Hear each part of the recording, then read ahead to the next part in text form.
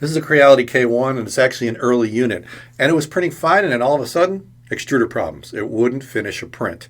And so Creality actually was sending out new extruders. There was a kit for like $2. You get a new extruder, a new nozzle, and actually a camera. Well, I didn't get that, but I did get a new extruder and a new nozzle. So I wanted to put the new extruder on this machine, and let's see if it fixes it. So I'll show you how to replace it, what the difference is between the old one and the new one, and if it fixes the problem, right here on Filament Friday.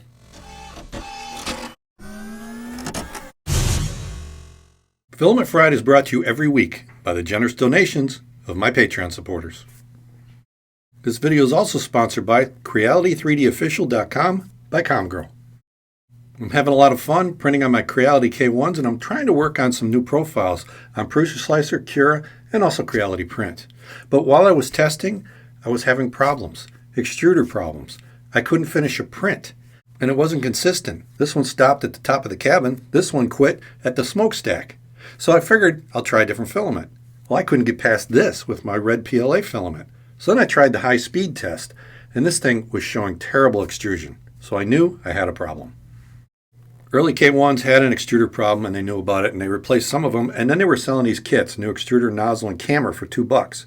Well, I got a new extruder kit, so I'm going to show you how to install it. We need to remove the filament, so the first step is to go to Retract menu, click Retract. It'll push a little filament out and then pull it out via the extruder, and then you can just pull it out from the back and remove it from the PTFE tubing. Next step, take off the top cover so we can get access to the extruder.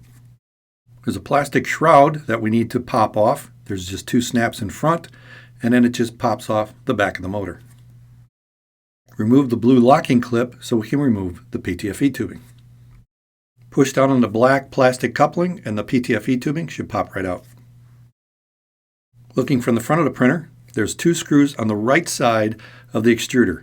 There are 2.5 millimeter screw. There's 2 of them. You just need to unscrew those. And then there's one on the other side, right in the center. Remove that one with the same 2.5 millimeter Allen wrench, and now the extruder is ready to come out. Just lift it out of its slot, but be careful because underneath there'll probably be a little piece of PTFE tubing. You need to remove that and set that aside. There's 2 screws that hold the extruder to the motor. Again, 2.5 millimeter screws. Take both those out, and then we can pull the extruder away from the motor. When you lift it off, you'll see that there's a gasket, a hard gasket between the two, or a spacer. Just lift that off and also set that aside. The extruder cover can come off, and now we can actually see the gears. And notice there's a little bearing on the shaft.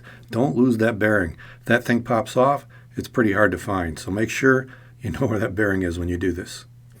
You have the original on the left and the new one on the right, and these 2 wheels have teeth to grab the filament, so the filament goes between them. But in the unlocked position, that gap is large, so you can remove the filament.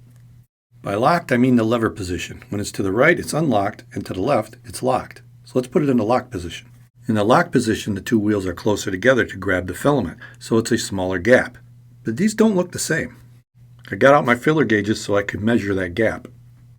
The gap on the new one measured 0.17 inches or 0.432 millimeters. The original took several blades together to fit the gap. It measured 0.038 inches or almost 1 millimeter thick.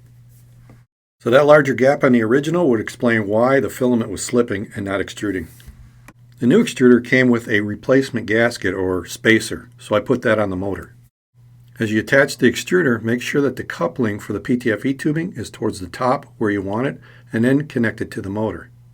Insert the 2 screws, 2 new ones come with the kit, and then use a 2.5 millimeter Allen wrench to tighten them just snug. It doesn't have to be super tight, but snug.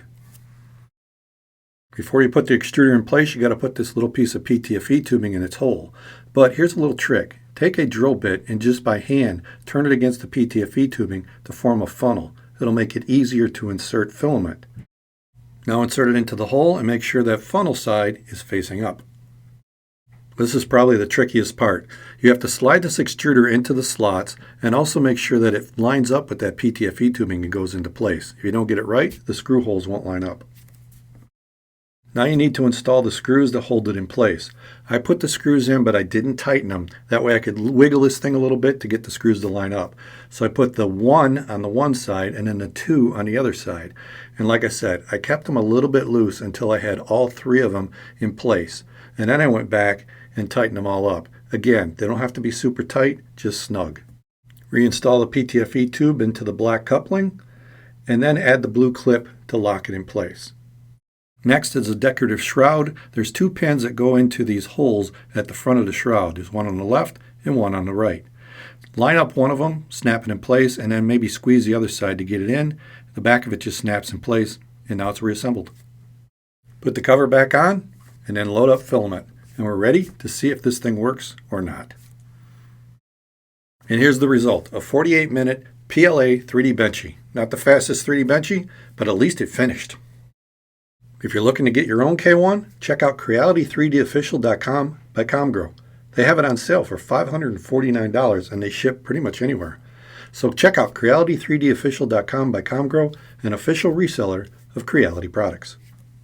It's nice to know that worked because now I'm getting full prints again and I can continue to work on slicer profiles.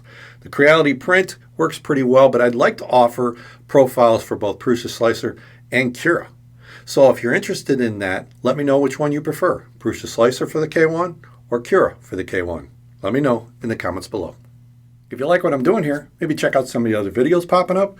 If you want to help support the channel, Patreon is one way, or a membership at things.com. And if nothing else, click on that Filament Friday logo and subscribe. I'll see you next time right here at Filament Friday.